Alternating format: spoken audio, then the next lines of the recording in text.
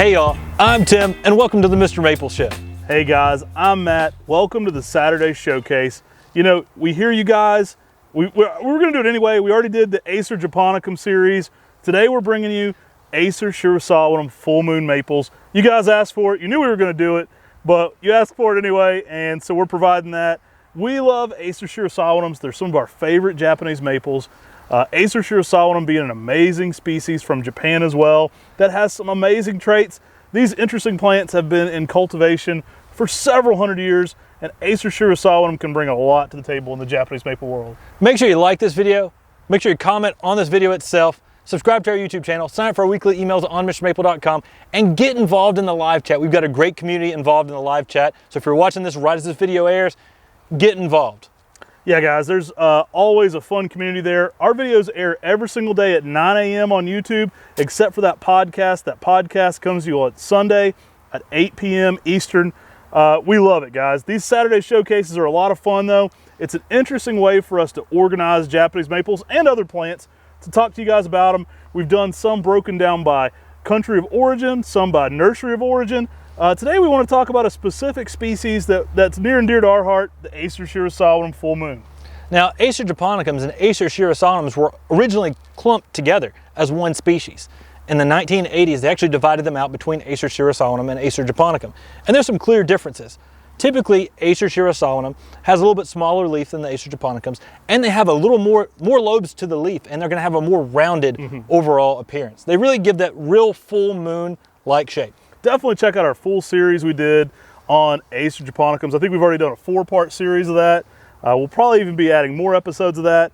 But we talk a little bit about what makes Shirasawanums and Acer Japonicums different. Acer Japonicums are going to have a distinctive flower that's very different. Shirasawanums almost feel like that link between Palmatum and Japonicum. They're a little bit of what you like about Japonicum. They're a little bit larger traits than Palmatum. They're a fun plant to be growing in the garden.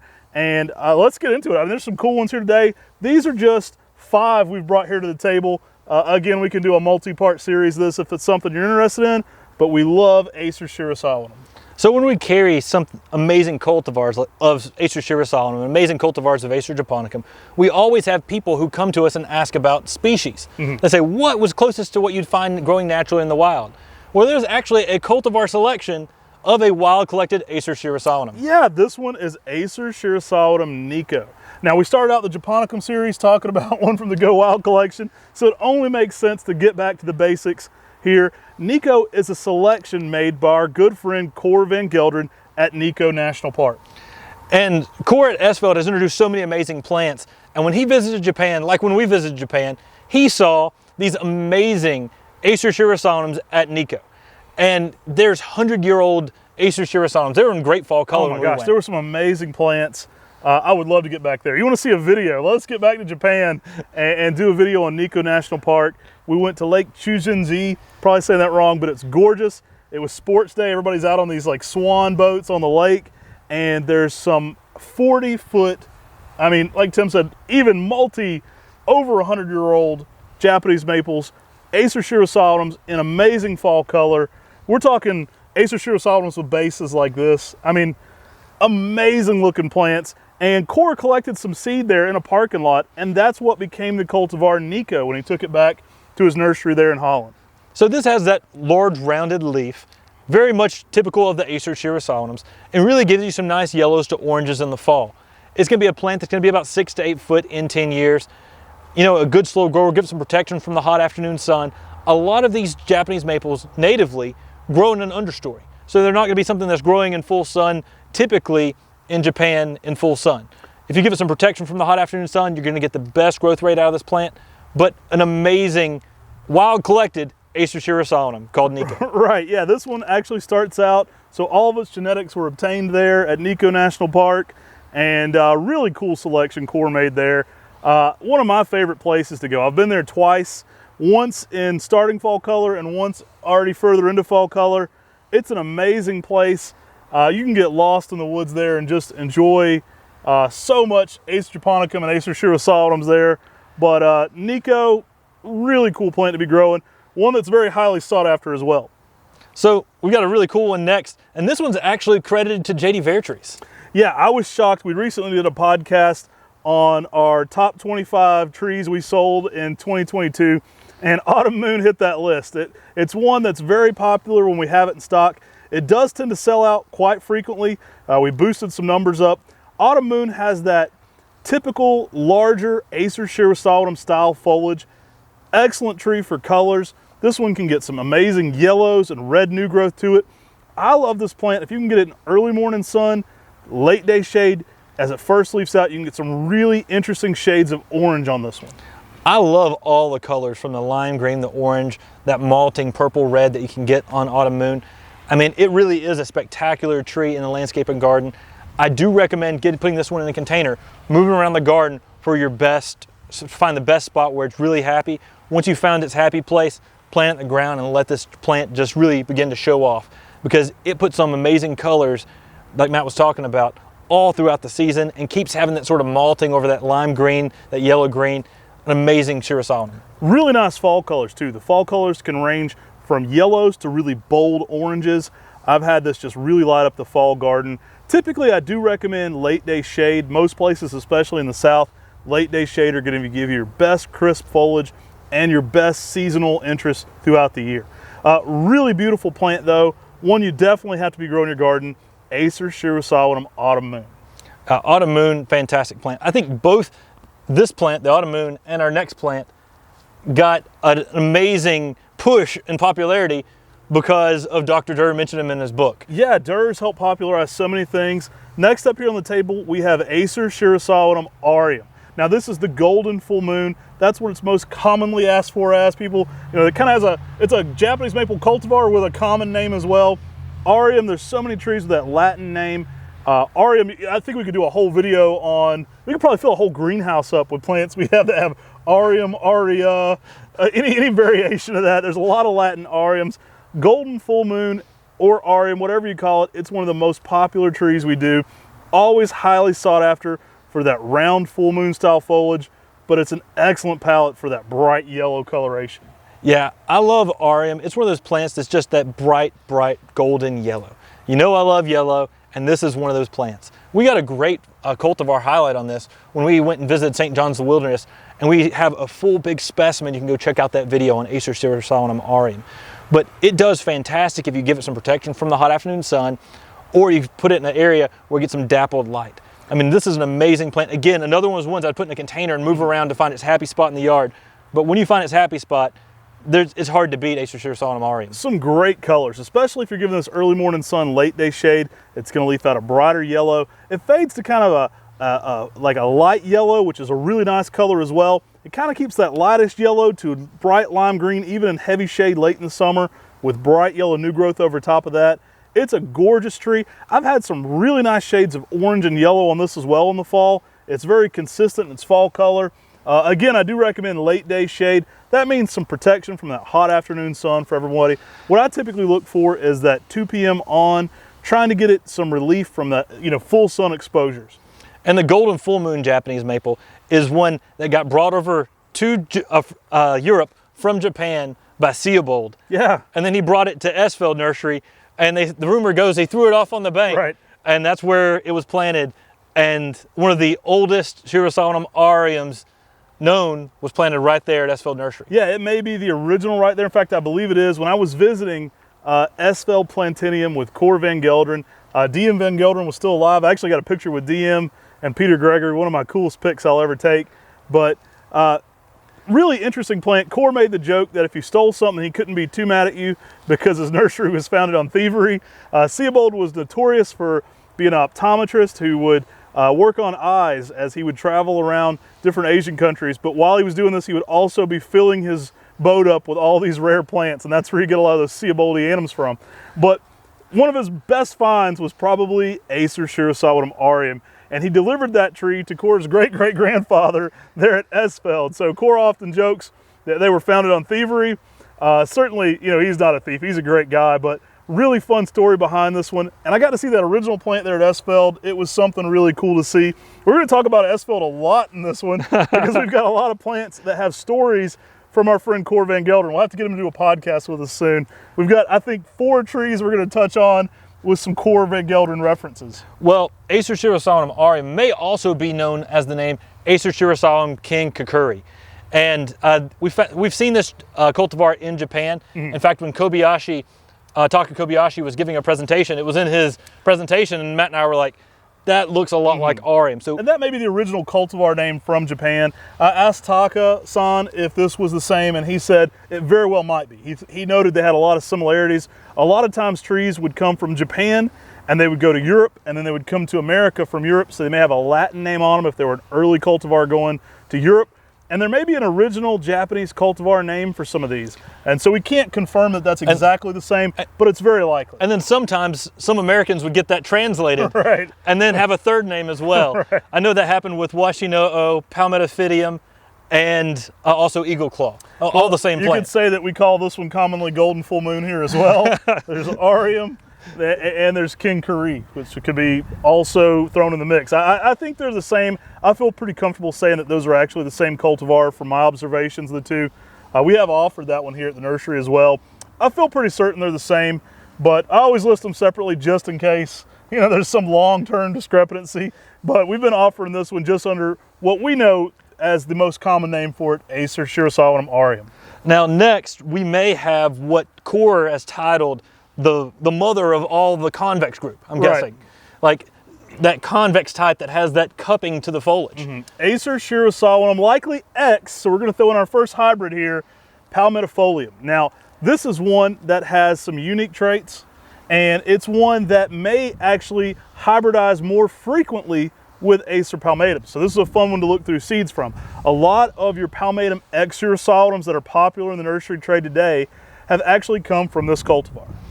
Acer Shirasawanum Palmettifolium is a great plant all in itself. This is a plant that's very heat tolerant. It's fairly vigorous for being an Acer Shirasawanum. Right. And this plant has some really good fall colors of yellows infused with oranges. And so you get an amazing plant all by itself, but like Matt talked about, the seeds of this, the progeny of this is a lot of the future of where people have been looking for through Acer Shirasawanums. So Palmettifolium is a plant that a lot of hybridizers and breeders have looked through for unique traits in Europe, but also in the United States. We had the pleasure of meeting with Jim Baggett, who has an entire series of hybrids, and I think many of those share their lineage with this. Many of those have become Buchholz introductions, and Talon himself has looked through many an interesting Palmettifolium seedling that shares some commonality with Palmatum. So it may have a propensity for hybridizing. This one likes to breed with the Palmatums. An amazing plant. Now you may have heard me say Washinoo, also known as Palmettifolium. That is very different from Palmettifolium. Those Latin names, they can sound very similar, but they're two different plants. This is an upright with that green full moon maple-like leaf, and the leaves cup downward. And that's where they often, Corey got that name of that convex group, the ones that sort of cup downward. And an amazing plant that really needs to be used more in the landscape. I can't do enough of Shirasawanum Palmettifolium because it's very consistently bright orange to red in the fall. It's got great fall colors. I've had oranges and reds mixed in this one. That larger overall leaf makes a great place for all that color. And it's one I think everybody should be growing, especially if you're a maple connoisseur. Grow it, look through the seeds, and let us know what you find. Maybe we'll get some new hybrids going on in your garden. The next one on the table is actually probably one that's going to fool people a lot because most people will say it's in Palmatum. Another story, I was walking around Arboretum Kalmut with Cor Van Gelderen, and he said, this is the Palmettifolium that my grandfather found Trampenberg under. So next up on the table is Acer Shirasawanum X Palmatum Trampenberg. So this one shares a good bit of its lineage with Acer Shirasawanum. It's actually an Acer Shirasawanum hybrid, really unique plant. Now a lot of nurserymen will tell you that Acer Shirasawanum's defining trait are that the seeds aim upward. In fact, Talon Buchholz lists a lot of trees that may even be sister seedlings as some Palmatum and some Shirasawanum based on whether the seeds aim upward. Now, I think it's interesting. I find a lot of these to be hybrids and there's a huge level of variability there. But Trampenberg is definitely a seedling from Palmettifolium found there at Kalmut by that Esfeld Plantinium family. And it's interesting. It definitely shows where some of those traits come from a lot of the later style plants that have this cupping and this unique Shirasawanum trait. They're likely hybrids with Palmatum as well. Yeah, this one has that convex leaf shape, as Corey describes it. Now, the reason it gets the name Trampenberg is because the original plant was then taken from that arboretum over to Arboretum Trampenberg. And that's where it gets its name of Trampenberg, after the Arboretum. And Beautiful Arboretum as well. I got a tour there with the Maple Society. I believe it was in 2011. And wow, it was an amazing time. Got to go to Kalmut as well as Arboretum Trampenberg, and just historic places for maples. You know, a lot of Esfeld influence on this table as well. And I think Acer Shirasawanum Trampenberg, people begin to realize that this is a great plant. I mean, it's got some good vigor to it. Mm-hmm. It is actually a little more cold tolerant than some of the Palmatums. So when you have those polar vortexes in zone 5, the Trampenbergs get hit less. A lot of the red Shirasawanums get hit less It's kind by of the extreme cold. one of the Shirasawanum group. It's a red upright. It's vigorous. I mean, it's typically one of the fastest growing of the hybrid Shirasawanum styles. I'd put it at 1 foot to 1.5 foot of growth a year, so it gets out there a little faster. It does make a nice upright, you know, kind of that Emperor One quintessential upright Japanese maple shape as well. And it really has a great fall color as well. I mean, the fall color is a bright crimson red. Mm-hmm. I mean, this plant is an A+ plant. I actually saw some nurseries trying to sell it under the name Dragon Claw because in the United States that sounds more Don't appealing. change the names of Japanese maples. Please don't. Please don't. We got enough names out there already. Stick to the accurate names. But that's because it has that convex cupping that cups downward. Mm-hmm. Now, with Trampenberg, if you plant this tree or get this tree growing really vigorously in full sun, sometimes in the south, it won't cup as much as it does with some protection from the hot afternoon sun, or if you're putting this in a slightly shaded situation.